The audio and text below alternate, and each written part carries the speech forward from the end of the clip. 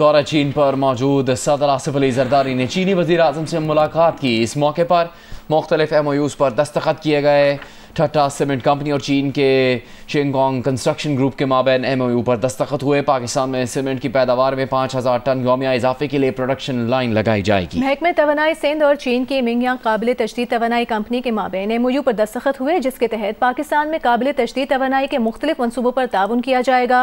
हुकूमत सिंध और चीनी कंपनी में कोयले की गैसिफिकेशन और यूरिया प्लांट की याददाश्त पर भी दस्तखत हुए। एलामी के मुताबिक मुलाकात में सदर मुमलिकत ने इक्तिसादी तरक्की के फरोग में CPEC के अहम किरदार पर रोशनी डाली और दो तरफा ताल्लुकात मजबूत करने के अज़्म का इयादा किया। सदर जरदारी और चीनी सदर शी जिनपिंग की मुलाकात के एलामिया में कहा गया है कि CPEC को अपग्रेड करके जदीद तरक्याती राहदारी बनाया जाएगा। साइंस और टेक्नोलॉजी के ताउन के फ़रोग पर दिफाई सिक्योरिटी ताउन मजीद मुस्तहकम करने पर इतफाक़ किया गया। दोनों सरबराहों ने इतफाक़ किया कि अफगानिस्तान में दहशतगर्द ग्रुपों के खिलाफ मौसर कार्रवाई होनी चाहिए। तर्जुमान दफ्तर ख़ारजा ने सदर के दौरा चीन पर ब्रीफिंग में बताया कि पाकिस्तान ने वन चाइना असूल पर अपनी हिमायत की तजदीद की है।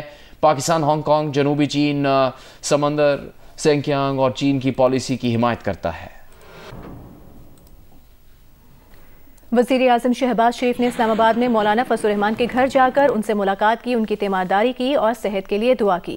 एलामी के मुताबिक मुलाकात में मुल्क की सियासी अमूर पर गुफ्तगू हुई। इस मुलाकात में वफाकी वज़ीर एहसन इकबाल और अताउल्लाह तारड़ भी मौजूद थे। मौलाना फजलुर रहमान ने वज़ीर आज़म की आमद और नेक ख्वाहिशात पर शुक्रिया अदा किया।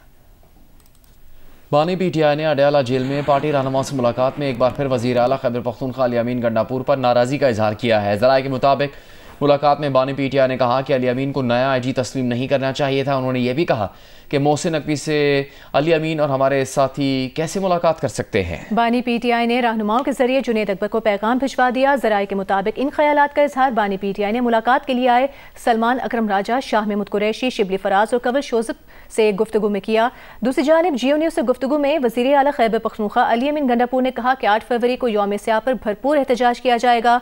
हुकूमत से दोबारा मुज़ाकरात बानी PTI के कहने पर ही होंगे। बानी PTI की रिहाई के लिए 2 मरतबा तमाम रुकावटें अबूर करके D चौक पहुंचे।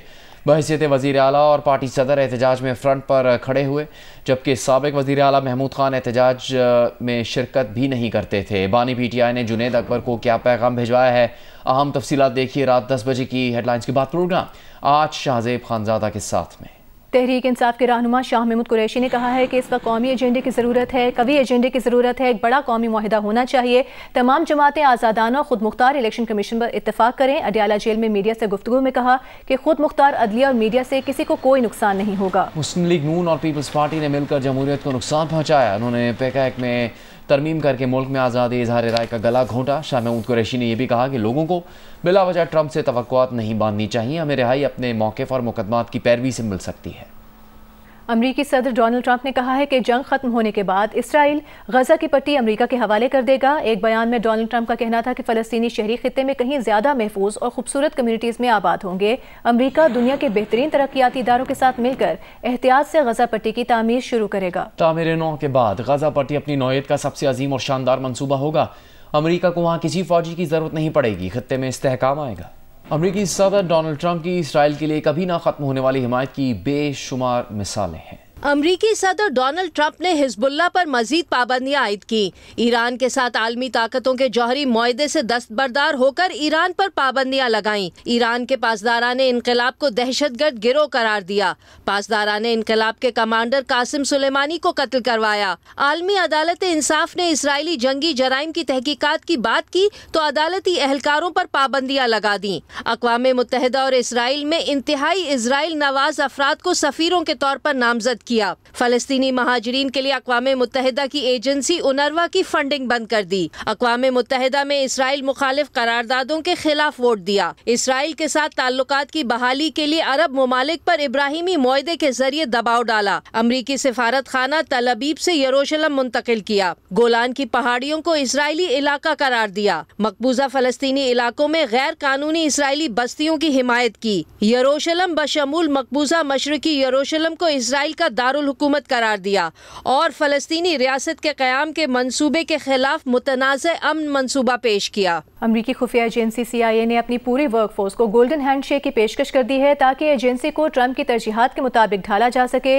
अमरीकी मीडिया ने यह खबर 2 ज़राए के हवाले से दी है। CIA तर्जुमान के मुताबिक इकदामात नए CIA डायरेक्टर जॉन रैडक्लिफ के अहदाफ से हम आहंगी पैदा करने और एजेंसी में नई रूह फूंकने के लिए एक जामे हिकमत अमली का हिस्सा है। अमरीकी मीडिया रिपोर्ट में कहा गया है कि रज़ाकाराना अलहदगी पैकेज की पेशकश ट्रंप इंतजामिया की नई पॉलिसियों के मुताबिक है, जिसके तहत पहले ही सैकड़ों सरकारी मुलाजमीन को बरतरफ या साइड लाइन कर दिया गया है ताकि ब्यूरोक्रेसी के हजम को कम करके वहाँ ट्रंप के वफादारों को तैनात किया जा सके। पिछले हफ्ते व्हाइट हाउस ने 20 लाख सिविलियन विफाकी मुलाजमीन को गोल्डन हैंडशेक ऑफर किया था, जिसके तहत उन्हें 30 सितंबर तक तनख्वाह और दीगर मराहत हासिल रहेंगी। हैदराबाद पुलिस और वकला के दरमियान तनाज़ा हल नहीं हो सका। वकला ने SSP हैदराबाद का तबादला न होने पर मरकजी कौमी शाहराह बंद कर दी, जिसकी वजह से लोगों को मुश्किलात का सामना है।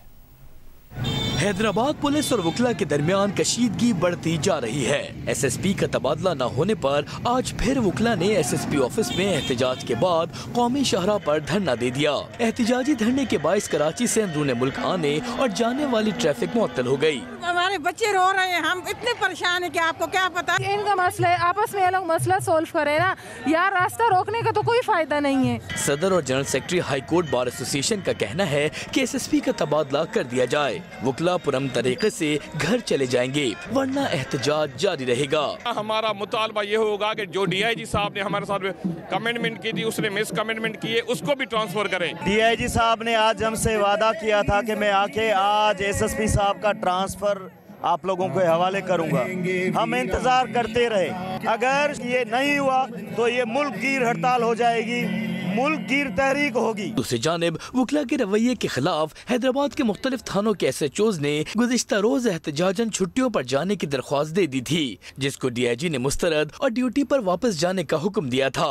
हैदराबाद में 3 दिन कबल वकील की गाड़ी में हूटर और फैंसी नंबर प्लेट लगाने के खिलाफ बिटाई नगर पुलिस ने मुकदमा दर्ज किया था, जिस पर पुलिस और वकला बरादरी के दरमियान कशीदगी पैदा हो गई थी। तामीराती शोबे के लिए वज़ीर आज़म की टास्क फोर्स का तैयार करदा मुजवज़ा पैकेज सामने आ गया है। जियो न्यूज़ को हासिल दस्तावेज के मुताबिक हाउसिंग के शोबे में खरीदारों को रिलीफ देने की सिफारिश की तजवीज़ शामिल की गई है। नॉन फाइलर को 1 करोड़ रुपए मालियत की जायदाद खरीदने की इजाज़त की तजवीज़ दी गई है, जबकि प्रॉपर्टी की फरोख्त में टैक्स की शरह निस्फ करने की तजवीज़ शामिल है। प्रॉपर्टी की खरीदो फरोख्त पर मजमूई टैक्स 4.5% तक करने की तजवीज़ है, जबकि इस वक्त ये टैक्स 11 से 14% तक है। मुजवज़ा पैकेज में फाइलर्स के लिए 5 करोड़ की प्रॉपर्टी को वेल्थ स्टेटमेंट में शामिल करने की सहूलत की तजवीज़ दी गई है। वज़ारत हाउसिंग ने तामीराती शोबे के लिए रिलीफ की तजावीज़ FPR के सुपुर्द कर दी। वफाकी वज़ीर ख्वाजा आसिफ ने कहा है कि इदारों और दिफाई तनसीबात को निशाना बनाने के बाद मुल्क दिवालिया करने की पूरी कोशिश के बाद भी एकोमोडेशन की उम्मीद रखना अहमकों की जन्नत में रहने के जैसा है। बानी PTI का जिक्र करते हुए एक बयान में ख्वाजा आसिफ ने कहा कि माजी में किसी भी जमात ने इक़्तिदार से हटाए जाने पर भी मुल्क की दिफाई तनसीबात को निशाना नहीं बनाया, लेकिन इमरान खान बदतरीन हुक्मरानी के बाद अदम एतमाद की तहरीक से फारिग किए गए। बगावत कर दी, 9 मई बर्पा किया, वतन की असास को ललकारा, दिफा के सिम्बल्स को निशाना बनाया, शोहदा की यादगारों पर हमलावर हुए और दिफाई इदारों की इंतहाई जहरीली तस्हीक शुरू कर दी, जो आज भी जारी है। इनके अलावा 75 साल में जिस सियासी रहनुमा पर भी आजमाइश आई तो उसने इज्जत और वकार के साथ उसका सामना किया, लेकिन बानी PTI ने अपने हामियों से अफराद और इदारों को टारगेट किया, मुल्क को दिवालिया करने की पूरी कोशिश की। 8 फरवरी से शुरू होने वाली सैफ अली की सीरीज के लिए टीम्स की तैयारियां उरूज पर पहुंच गईं। पाकिस्तान और न्यूजीलैंड स्क्वाड ने LCCA ग्राउंड में फ्लड लाइट्स में ट्रेनिंग की। पाकिस्तान, न्यूजीलैंड और जनूबी अफ्रीका की टीमें 8 फरवरी से ट्राई सीरीज में मद्दे मुकाबिल होंगी, जिसकी तैयारियां शुरू हो गईं। पाकिस्तान टीम ने LCCA ग्राउंड में फ्लड लाइट्स में ट्रेनिंग की। बाबर आजम और मोहम्मद रिजवान ने सिमेंटेड पिच पर भी बैटिंग की प्रैक्टिस की। कौमी टीम के नायब कप्तान सलमान अली आगा का कहना है कि टीम कॉम्बिनेशन अच्छा बना हुआ है, बहुत ज्यादा तब्दीली की जरूरत नहीं, लेकिन साइम अयूब की कमी महसूस होगी। सबसे ज़्यादा हम लोग एक्साइटेड हैं और हम अपने लोगों के सामने खेलेंगे तो उसका एक ज़रा कॉन्फिडेंस भी अलग रहता है, क्योंकि आप मतलब उनको मिलाकर 12 प्लेयर हो जाते हैं, तो मेरे ख्याल से काफ़ी एक्साइटेड है और काफ़ी लुकिंग फॉरवर्ड कर रहे हैं। साइम जिस फॉर्म में था और जिस तरह का टैलेंट वो है और जिस तरह की परफॉर्मेंस वो पाकिस्तान से कर रहा था, तो वो ज़ाहिर बात उसको हम मिस करेंगे। दूसरी जानिब न्यूजीलैंड क्रिकेट टीम ने भी भरपूर प्रैक्टिस की। खिलाड़ियों ने कैचिंग प्रैक्टिस पर भी तवज्जो मरकूज की। कीवी टीम के बॉलिंग कोच जैकब ओरम का कहना है कि लंबा सफर के पाकिस्तान पहुंचे हैं, उनके प्लेयर्स अक्सर यहां खेलते रहे हैं और उनके लिए कंडीशंस नई नहीं हैं। चैंपियंस ट्रॉफी से पहले ट्राई सीरीज का होना अच्छी बात है, इससे खिलाड़ियों के एतमाद में इजाफा होगा। जैकब ओरम ने कहा कि वो 2003 में शायद पाकिस्तान आए थे, दोबारा यहां आकर अच्छा लग रहा है।